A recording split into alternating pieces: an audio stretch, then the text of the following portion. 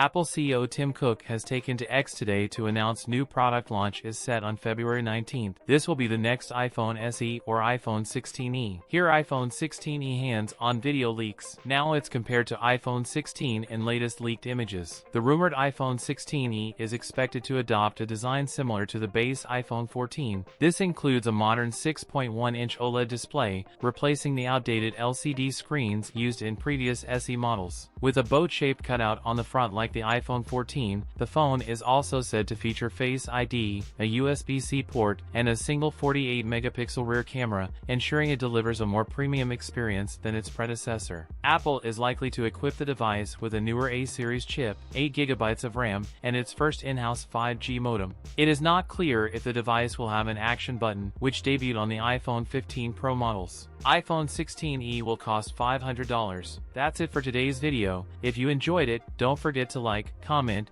and subscribe for more content. Thanks for watching, and I'll see you in the next one.